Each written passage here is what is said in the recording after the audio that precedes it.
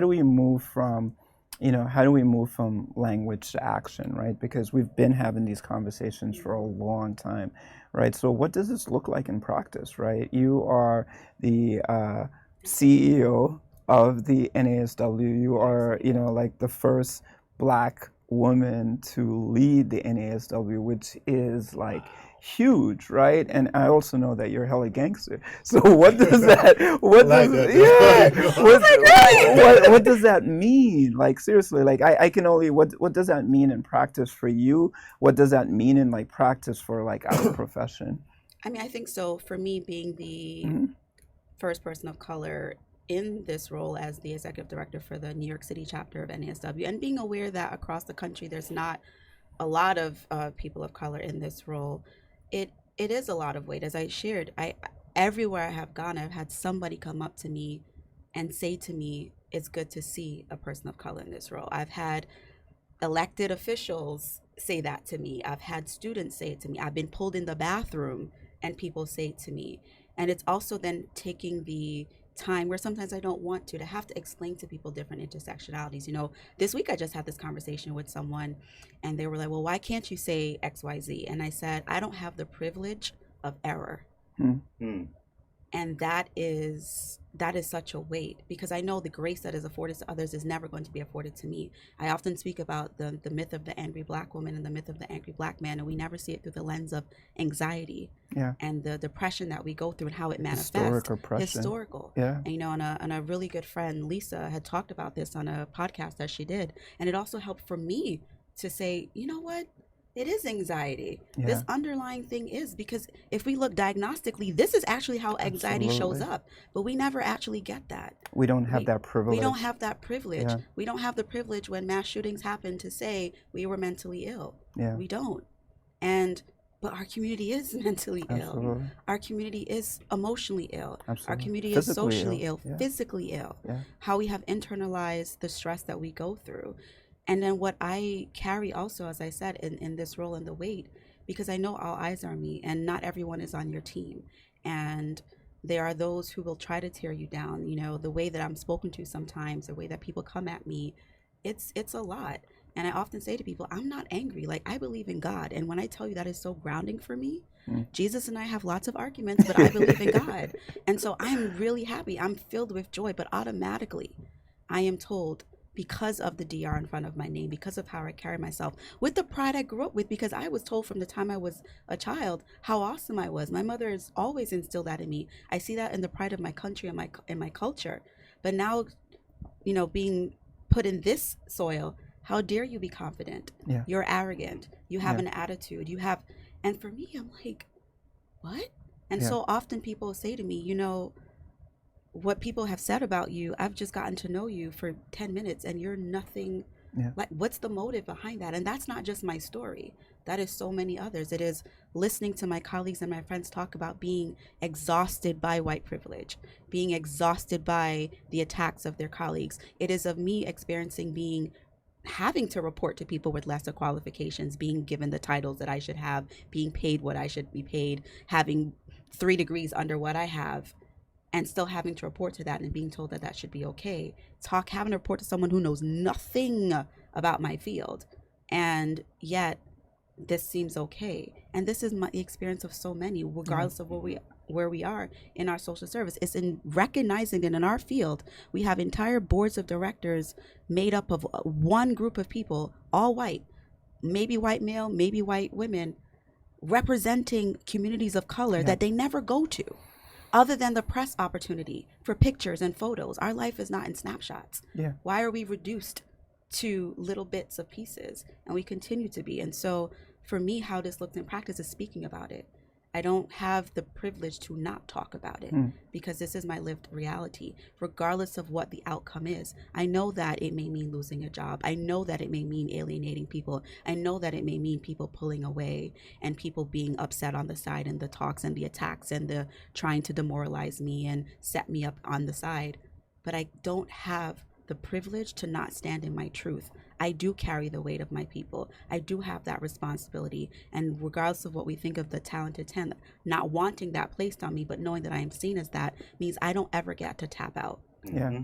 And that impacts my wellness, it impacts my healing, but it is also healing when we talk about it. We have to tell our stories. Absolutely. Our stories, our lived experience, beyond being trauma informed and being healing informed, is also how we are community informed. We have always been a people of community, regardless of where we are. It is Absolutely. why you grow up in the Caribbean and you need a pound of sugar. You go to your neighbor and say, I need some sugar.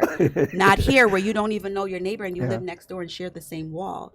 It is why we are able to see, regardless of the diaspora that we come from, that we can jump in carnals together, even though that hides our pain, because we need those outlets to hide the realities of what we live in. But we move towards this practice by continually speaking about it and calling it to the forefront and being unapologetic about it. Because for too long we have placated the oppressor, we have changed the things that we said, we have lessened the impact because we don't want to piss people off. But why do we continue to want to be accepted in spaces that do not want us? Absolutely. And I think that is where we have to go, and recognizing even within our own profession where those spaces are, and the white supremacy that is deeply rooted and embedded in it, and how we think of clients, how we think of communities, the words non-compliant that we use. Who are we not complying to? We've been told to comply for years and we're beaten for that. Our resistance is a result of what has happened and continues to happen to us. It is not non-compliant. It is us taking root of who we are and saying, I am a person too. So I often ask clients and even my students when I teach, what is this concept of non-compliant? We use that term for the slaves that revolted and they were killed and beaten and raped. And now we translate this. Language matters. Absolutely. And the language that we use continues to be the language of the oppressor, yet we're talking about anti-oppressive practices. Dropping mic. Thank you.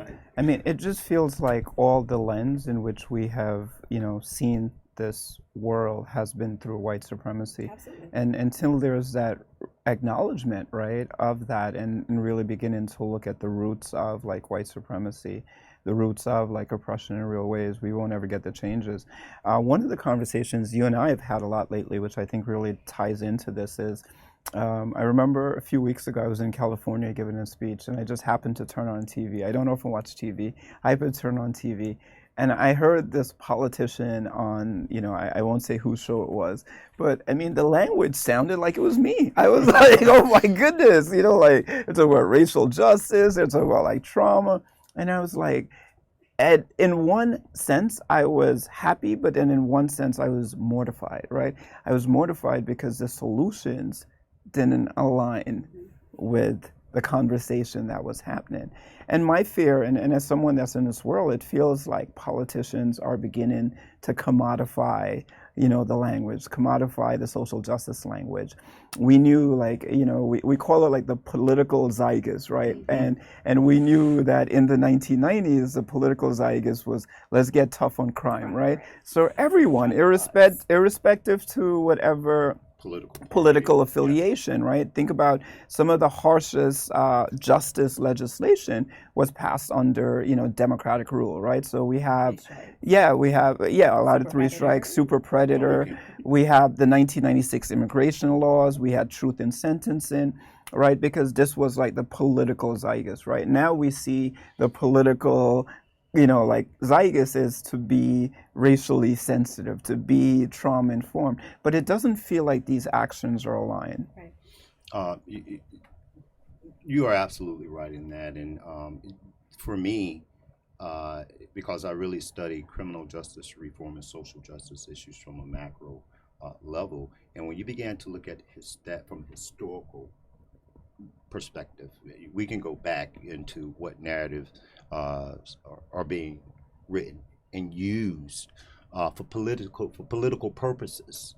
And I'll start with the birth of a nation, when the depiction of African Americans, et cetera, in order to initiate policies to maintain the system that was there in the South. And then we can come on back up to the 70s, and we can go to Richard Nixon and his so-called war on drugs that demonized African Americans and hippies, et cetera, et cetera. We can do that. That conversation was continued on with Reagan, and as you said, and what's critical for me when we start thinking about the politicizing of the criminal justice system and the lives and the communities and the black and brown skin, came from the so-called liberal Party, which are the Democrats, and I'm still a Democrat. I won't change that for anything. Well, let me not say that. Yeah. We might have a Black Liberation Party. Wait a minute. Please don't. Please don't.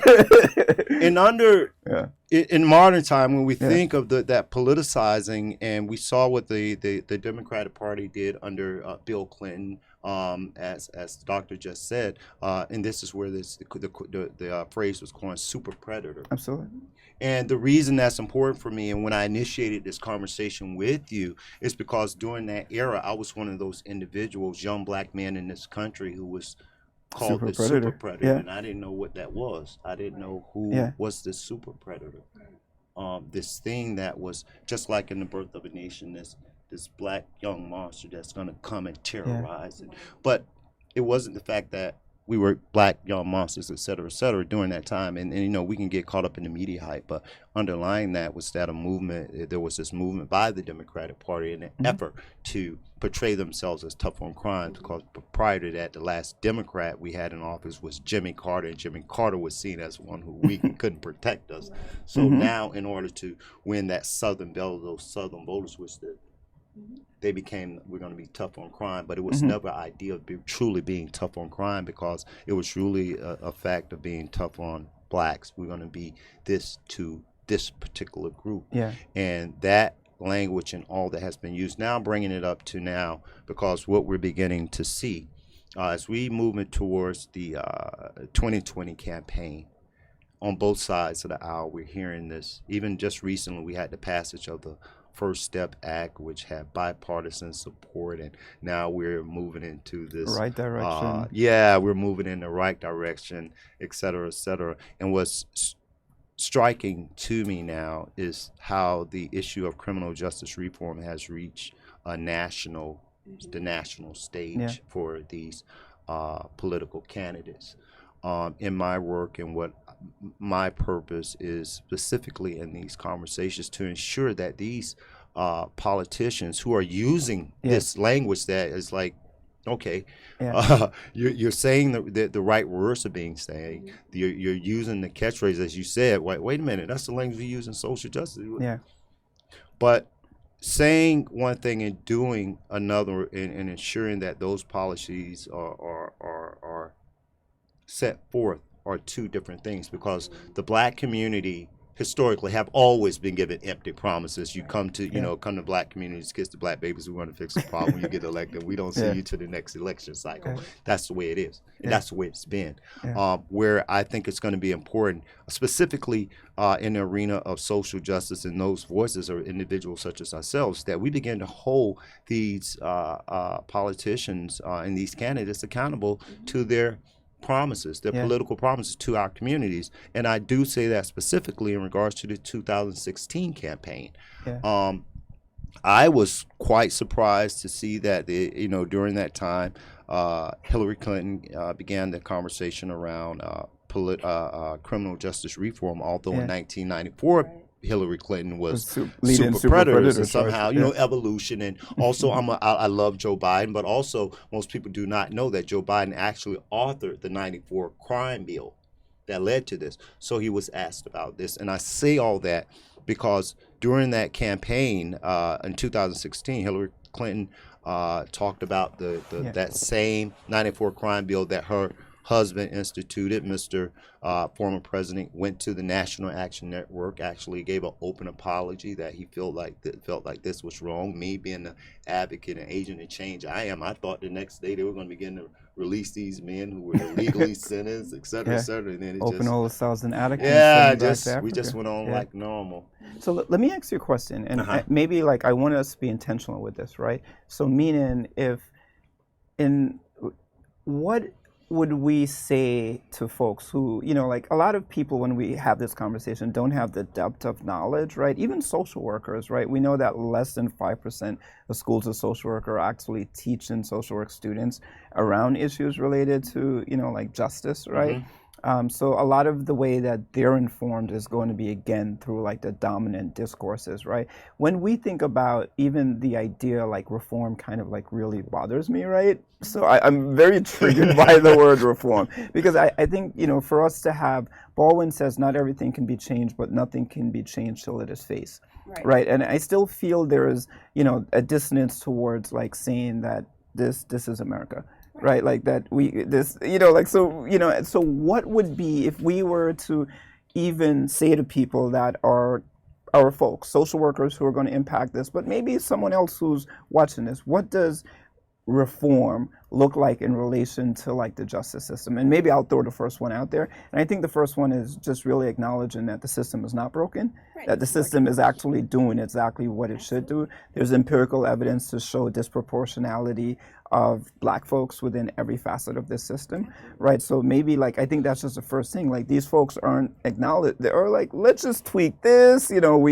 Bail is a problem, and we know if we fix bail, and I think, again, we're trying to address symptoms, and we're not trying to go to the root. So maybe that's one, right? Like, just really speaking truth. What are some things that we feel like, really symbolize change around the system? Well, I just want to say this part in relation to that. When we start looking at our system, for one, I'm going to go back to we have to understand this entire society in which we are in is saturated by racism and oppression, period. We're all impacted, whether we internalize it, whether you're white, whether we're all impacted, where we see ourselves, where we see communities, where we see others, period. That's going to happen. In relations to criminal justice reform, you're right. I think that from what we see as a society are these things that talk about the symptoms, but never the true causation. And when we start looking at the redistribution of wealth to Black and brown communities, because when we start understanding that, one of the things I say to my students that crime is the bastard child of poverty. Absolutely. Until we begin that, if we go into the marijuana laws, and I'm not going to get too far out because this is just my own crazy stuff, we're going to have, here in New York, we're discussing the idea of legalizing marijuana, creating a cannabis industry like in Colorado, California, that is going to have $1 billion windfall. But in that discourse of how we're going to help these poor Black and brown communities that have been impacted by disproportionate arrest and illegal, et cetera, we're going to expunge the records, but yet and still the conversation of giving these communities a slice of this pie in this new $1 billion industry. Can you imagine what can happen if those communities have access to this $1 billion? Yeah. Black Wall Street again, and that's going to get burnt right down. Can you imagine? Can you imagine when we start thinking about the number of people that are impacted by our criminal justice system who come from poor Black and brown communities? I mean, we're all impacted on a whole, but specific in the Black community, the poor Black and brown communities. When we see this, so I think that in reference to your initial question, that it's going to be very, very important that as we move forward, that these are some challenging and innovative ideas that we're going to have to bring to the table collectively. I think that within the social work organizations, I think somehow we work in these silos, and until there's collective action on our part, it's no longer you can go that community or come to this organization or go to that organization, get this organization, or you go to all the Black churches and you go to that church and this church. I think until we really come to, and this is from the ground level, because this won't happen by the oppressors. Not going to say, well, you know what, we're going to bring all the people who are impacted in these communities together and ask them. That's not going to happen. So I think that what's going to have to happen is that will have to happen within ourselves, from our respective fields in our respective places in the side, that we come together and no longer accept the idea of politicians using language in relations to our communities and issues that relate to our communities as a political ploy. Yeah, political ploy. I hated to say political ploy in that, and this is another aspect that I really believe in engaging when we start thinking of collective action and unification as we move forward. And until that happens, there will always be the divide and conquer theory that takes place. Absolutely.